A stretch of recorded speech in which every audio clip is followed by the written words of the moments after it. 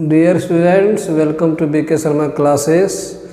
तो अंग्रेजी ग्रामर में हम लोग चल रहे थे आर्टिकल्स, है ना।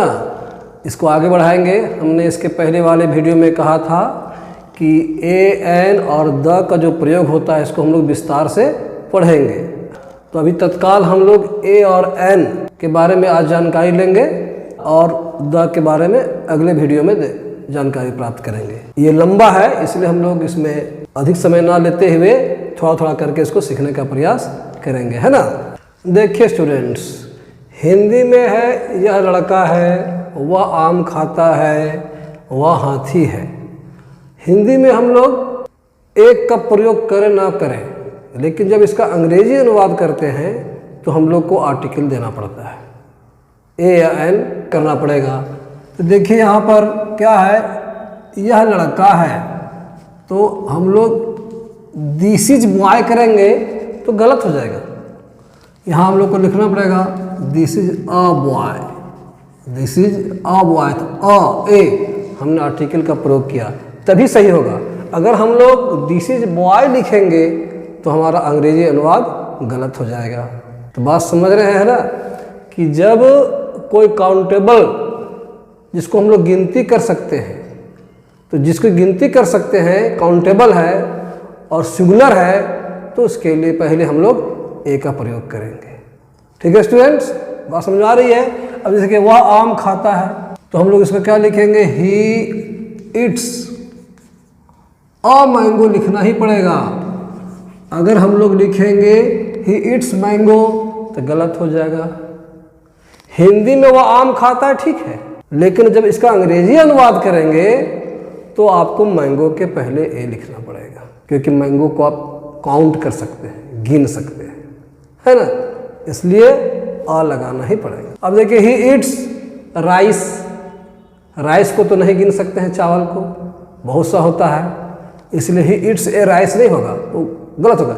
ही इट्स राइस वो सही है, लेकिन मैंगो को तो आप गिन सकते हैं, काउंट कर सकते हैं, इसलिए इसके पहले आ लगाना या एन लगाना जरूरी है। देखिए वो हाथी है, एक हाथी है, चाहे मेरे अगर केवल हाथी है तो हम लोग दैट इज एन एलिफेंट।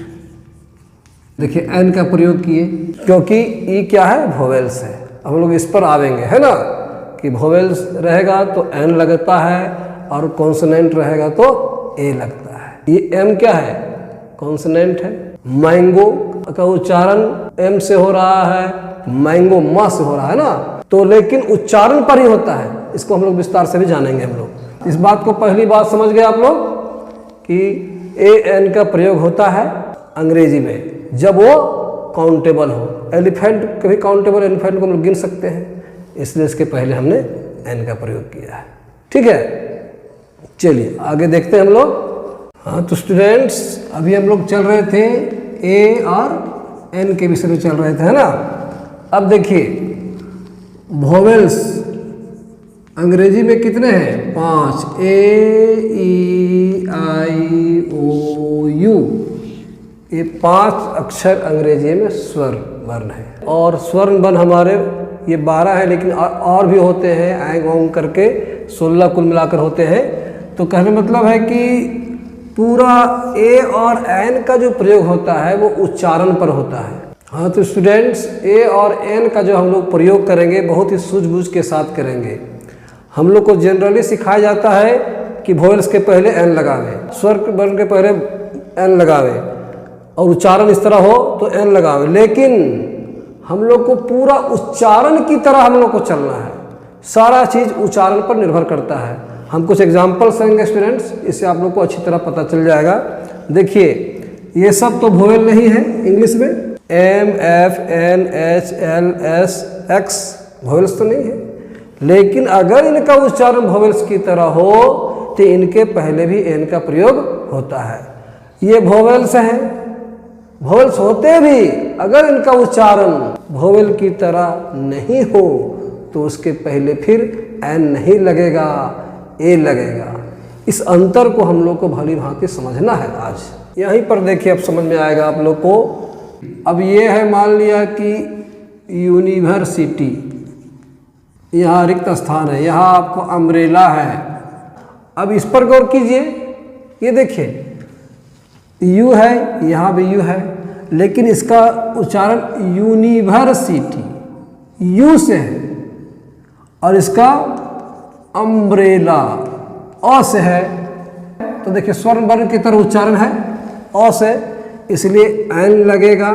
लेकिन यूनिवर्सिटी य, इसका उच्चारण देखिए अंतर से य है, ये तो स्वर वर्ण नहीं है ना, वोवेल्स है जबकि, लेकिन उसका उच्चारण वोवेल की तरह ना होकर के व्यंजन की तरह हुआ है, इसलिए यहाँ पर क्या होगा, ए यूनिवर्सिटी हो जाएगा। है ना स्टूडेंट्स, बात समझ में आ रही है ना। अब उसी तरह देखिए, यहाँ मान लिया कि ऑरेंज, और यहाँ मान लिया 1 रुपी नोट। अब देखिए यहाँ भी ओ है, यहाँ भी ओ है। अब देखिए उच्चारण क्या है, ऑरेंज, ओ से है, स्वर्ण वर्ण की तरह है, इसलिए यहाँ पर क्या लगेगा, एन। लेकिन 1 रुपी नोट वो है, वह तो स्वर्ण वर्ण है नहीं, न उच्चारण उस तरह नहीं हो रहा है, तो यहाँ पर क्या होगा, ये 1 रुपी नोट। ठीक है स्टूडेंट्स, यहाँ पर देखिए इसकी विशेषता समझिए। यहाँ पर देखिए, यहाँ पर क्या है, मैंगो है, और यहाँ मान लिया कि MLA है। ये देखिए यहाँ भी एम है, यहाँ भी एम है, लेकिन मैंगो म, यहाँ उच्चारण मैंगो म से हो रहा है, और इसका उच्चारण MLA ए। ये देखिए स्वर वर्ण ए, इसलिए यहाँ पर एन, और जबकि यहाँ पर अ मैंगो, यहाँ NMLA क्या हो जाएगा, NMLA। हम कुछ इस तरह का एक्सरसाइज अभी हम देते हैं स्टूडेंट्स आपके अभ्यास के लिए, फिर आपको ये क्लियर हो जाएगा। ठीक है, देखिए स्टूडेंट्स, कभी कभी स्वर की तरह उच्चारण होने वाले जो व्यंजन है, देखिए ये सब कब कब स्थिति में हम लोग एन का प्रयोग करेंगे ये बता रहे हैं। देखिए यहाँ का he is MP member of parliament है ना, MP, इसको हम लोग कैसे लिखेंगे, MP ए, एम भले लिखा हुआ है लेकिन उच्चारण तो स्वर्ण वर्ण की तरह हो रहा है, इसलिए हम लोग को इसके पहले एन लगाना ही पड़ेगा, NMP, तभी सही होगा।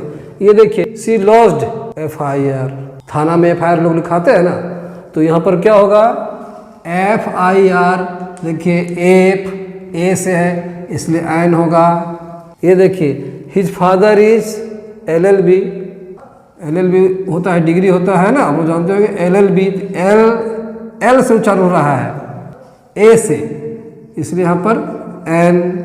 ये देखो हर मदर इज SDO, उसकी माँ SDO है, SDO, तो ए से उच्चारण है, ए स्वर्ण वर्ण की तरह उच्चारण है, इसलिए हम लोग फिर यहाँ भी एन लगाएंगे। ये देखिए Sohan is honest man, Sohan एक ईमानदार आदमी है, ये ऑनेस्ट पर्सन है।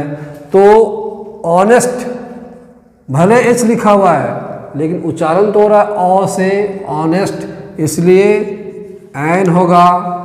अभी देखिए his Elder brother is NCC officer, तो NCC ऑफिसर उच्चारण देखिए एन है ना, NCC ए से हो रहा है उच्चारण, इसलिए हम लोग क्या करेंगे, एन। ठीक है, अब देखिए ही बाउट, उसने खरीदा एक्सरे मशीन है ना, एक्सरे, तो एक्सरे हम लोग कैसे लिखते हैं, एक्स रे, ए देखिए ए से है ना, तो यहाँ पे हम लोग को एन लिखना पड़ेगा, तब गलती का कोई चांस नहीं होगा, है ना।